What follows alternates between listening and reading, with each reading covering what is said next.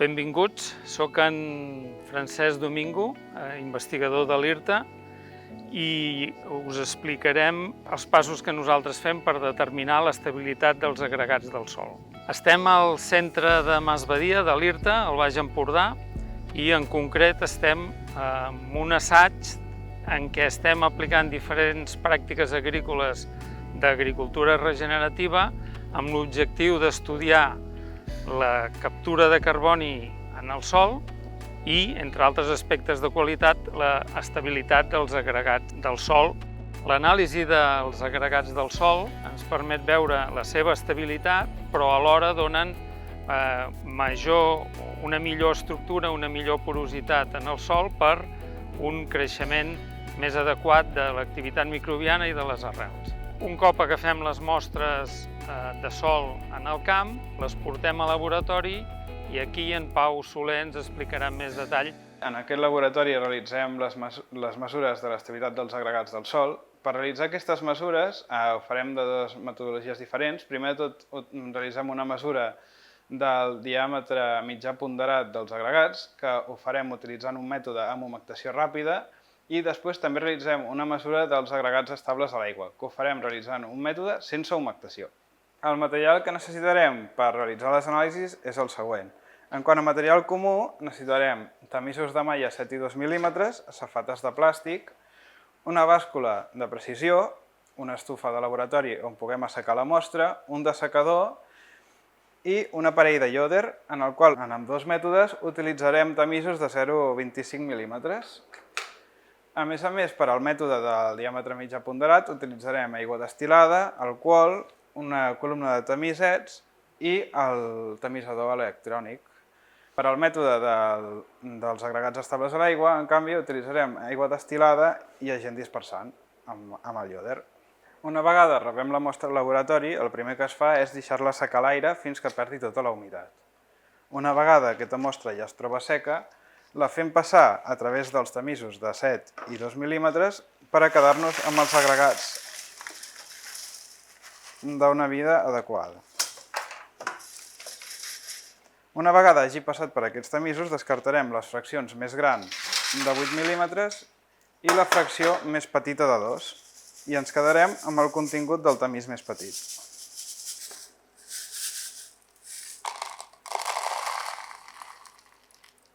Per realitzar les dues anàlisis utilitzarem 4 grams de mostra que es pesen en la bàscula de precisió a dintre dels tamisets del ioder directament.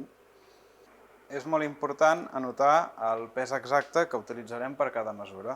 Fins ara hem vist els passos comuns que s'han de seguir per realitzar ambdós anàlisis.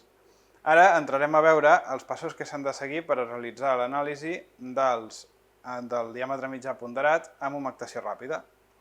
El primer pas per a aquesta determinació és realitzar la humectació dels agregats. Això es realitza en un bany amb aigua destil·lada, en el qual els agregats s'introdueixen i es deixen reposar durant 10 minuts.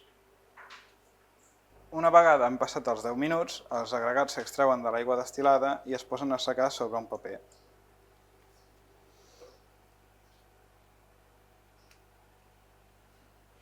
És molt important assegurar-se que la mostra quedi ben seca utilitzant paper per evitar que es formin bombolles en el ioder. Ara, a l'introduir en el ioder utilitzarem alcohol del 70% per a fer-hi 10 immersions i acabar d'aïllar els agregats.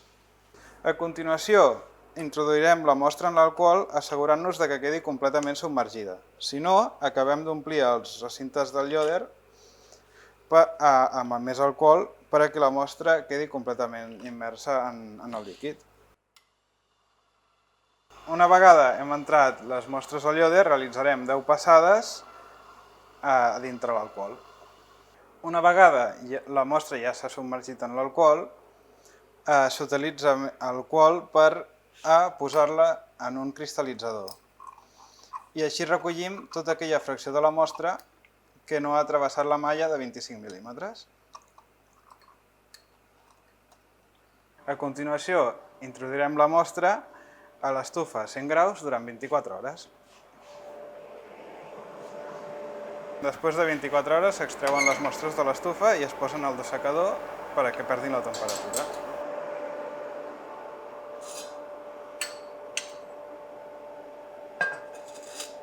A continuació pesem la mostra ja seca i li descomptarem el pes del cristal·litzador, del qual ja l'hem pesat anteriorment.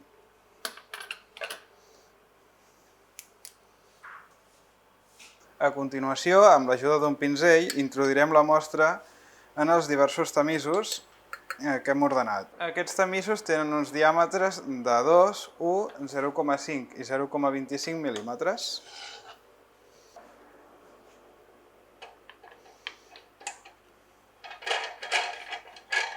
Una vegada tenim la mostra en els tamisos, ho posarem a potència 4 durant un minut.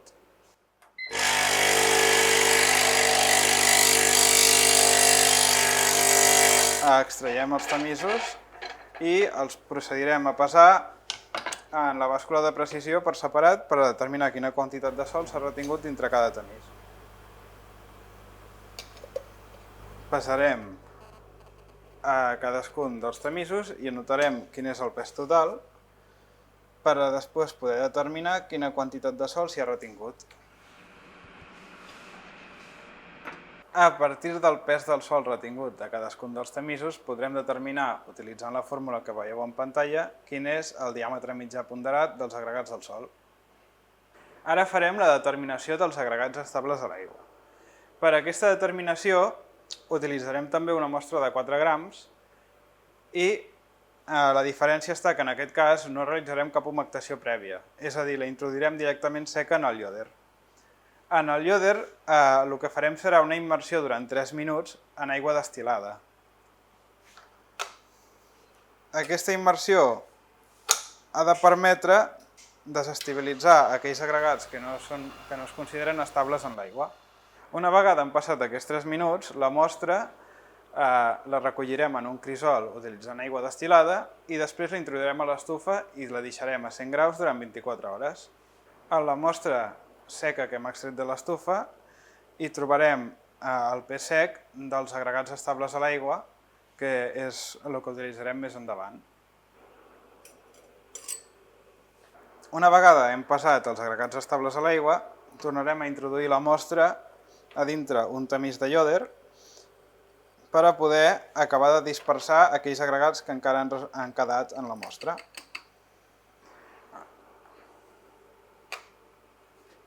Per acabar de determinar quina fracció d'aquesta mostra no són agregats, utilitzarem un agent dispersant químic. Això també es pot fer utilitzant un bany d'ultrasons, però nosaltres utilitzem aquesta metodologia. Una vegada ha transcorregut el temps suficient perquè observem els grans nets, llavors introduirem aquesta mostra a l'estufa durant 24 hores a 100 graus. Aquest és el resultat després d'haver deixat la mostra 24 hores a l'estufa i, com podeu veure, han quedat algunes pedres i uns quants granets de sorra.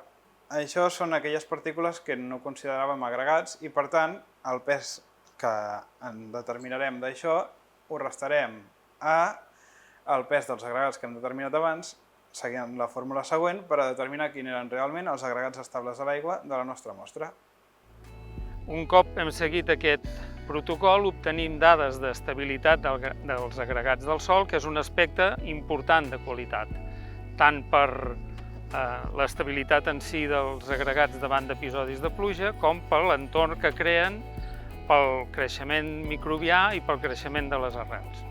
De forma col·lateral, l'estabilitat dels agregats influeix de forma marcada en el segrest de carboni en el sòl.